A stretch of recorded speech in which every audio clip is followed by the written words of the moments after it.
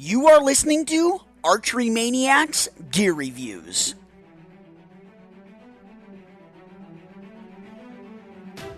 You know, I'm impressed with this Kafaru. 150 plus pounds, this thing can handle whatever I throw at it. These Under Armour fat tires are so comfortable, but it's only been 6 months and they've already got holes. I just can't get them to hold up for me. This Valkyrie broadhead delivery system hits so hard, pass-throughs are now expected. I gotta say it, this Sitka gear is the only camo that has lasted me longer than a year. And once again, this damn binocular harness has rotated around, putting all the pressure on the base of my neck. This S4 gear lockdown sucks. Just like that, it was broke and I was pissed. I'm not here to tear any companies down, but to simply tell the truth, because my life and my hunt depend on my gear to perform. So with that, enjoy your no-holds-barred, non-scripted, no bullshit gear review. Now, let's get into the show!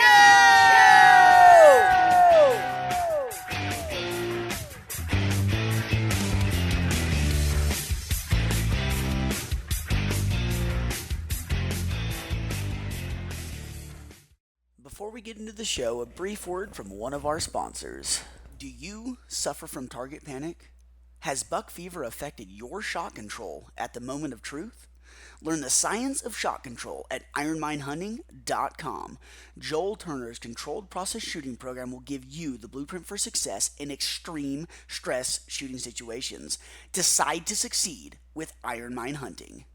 Also be on the lookout for a giveaway. For podcast listeners only, I'm going to ask for some feedback on the episodes. The contest is going to run the entire month of June. So if you submit feedback, then you will be automatically put in for a drawing of some prizes. So that'll be pretty awesome. But I just need your listeners' feedback so that I can give you what you want as far as the podcast goes. All right, perfect. Hey everyone, Zach Herold here with Archery Maniacs, bringing to you another gear review. Today on the chopping block is the Axion Pulse the Axion Pulse Arrow Rest. I have had this rest on several bows, and I couldn't ever get it set up correctly. So there right off the bat, they sent directions with crappy pictures that you couldn't hardly see. So there right off the bat, if they would send you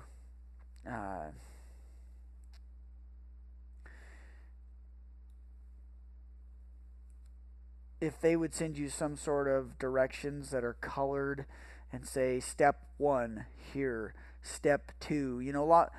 And I'm not saying that just trying to be a pain in the ass. The directions were not that clear, and the pictures and diagrams and everything. It was really the print job. You could tell they'd been printed so much that it was really hard to follow. So the rest has an awesome idea behind it. So this rest is spring-loaded to come up. It has no torque on your cables upon the shot, because this right here is where your the cord to your cable ties. So as you come to full draw, the up cable, this lets loose basically, and as soon as that lets loose, there's now slack in your cord connected to your cable. So then you shoot your bow, wham, it slams it down, and then that automatically goes back up for your next shot. As you can see, the arms on the launcher are cut off because I was having issues with fletching clearance, I wasn't having fletching clearance was my issue. There was no fletching clearance. It was smacking, fletching like crazy. Um, but anyways, the whole point behind the arrow rest is it is supposed to stay up for something like 71 or 83% of the shot.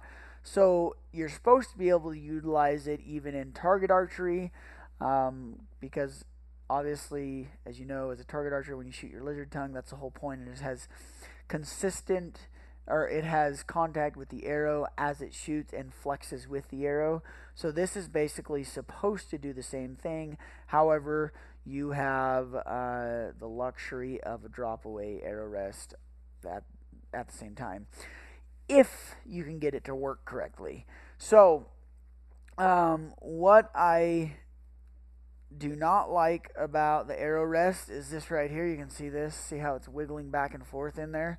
That doesn't seem like much, but that's like a whole eighth of an inch. If your rest moves out an eighth of an inch, you are no longer going to be shooting where you were shooting. So that's something that I didn't like about it. So the other thing that I had issues with, you can see how the launcher arm is spring-loaded. Underneath this cap right here, there's some springs and all that shit inside there. And what had happened to me is it got gunked up and full of dirt and all that, and the launcher arm got stuck down and it wouldn't come back up. So I took it upon myself to take it apart and see if I could clean it and yada yada yada. And it has never worked the same since.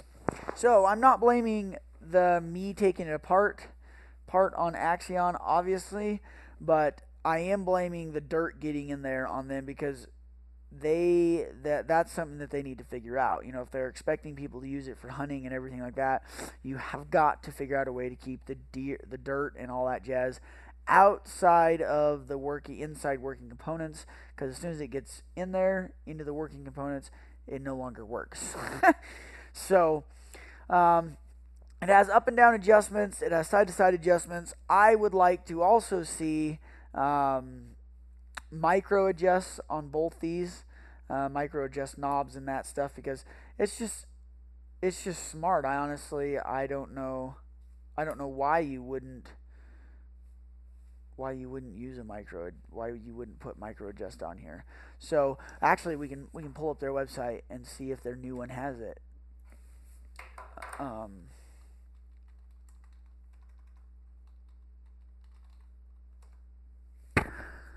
See if their new one has it.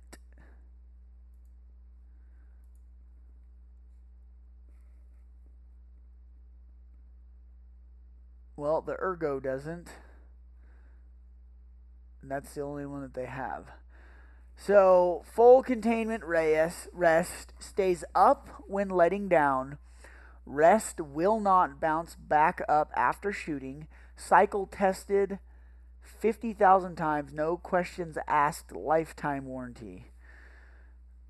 I don't know if they had the lifetime warranty and all that stuff on the Pulse. Maybe they changed the freaking name. I don't know. It's kind of weird. But still, no micro adjust, and that's just frustrating to me. I just don't understand why you would not put micro adjusts on your site, or on your rest, and on your site. While we're talking about it, and on your site. So, anyways,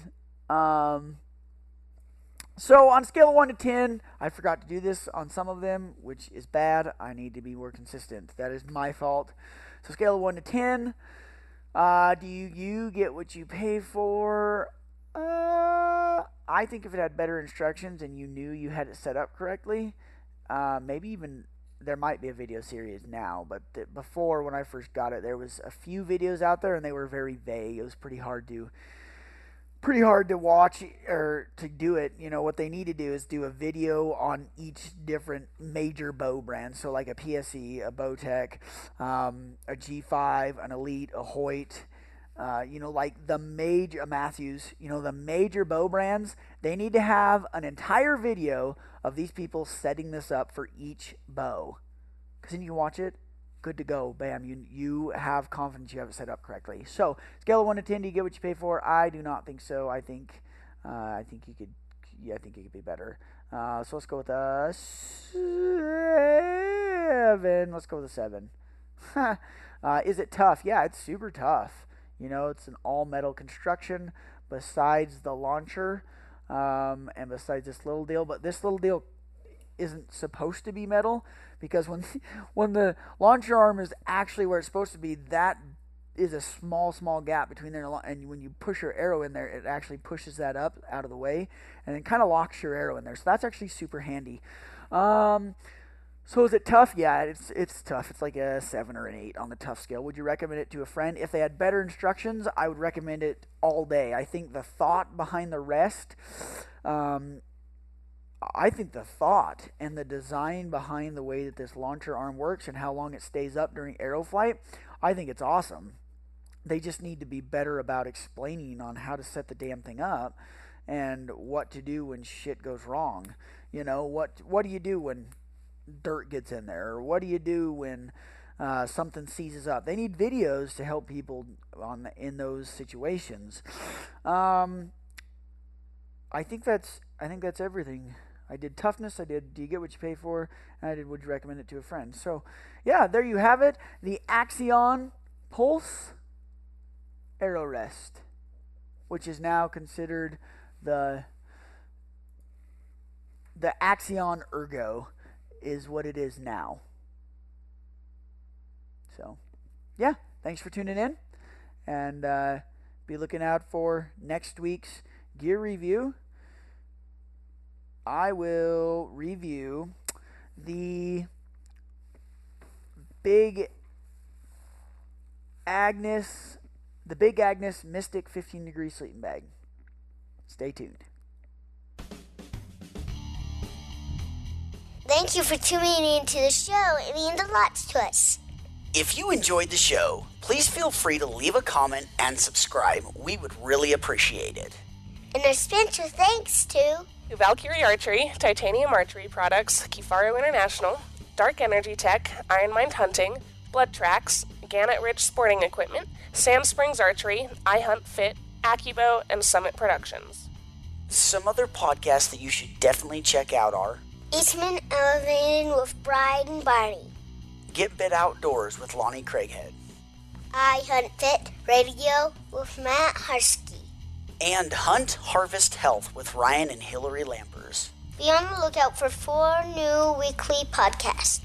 Monday is a main guest where we have a brand new person on the show. Tuesday is Stories from the Red Zone, where we break down success and failure hunting stories in terms of harvests and figure out why it worked or why it didn't. Wednesday is all about tips and tactics, the nuts and bolts of how things are worked and how to make you better at anything archery.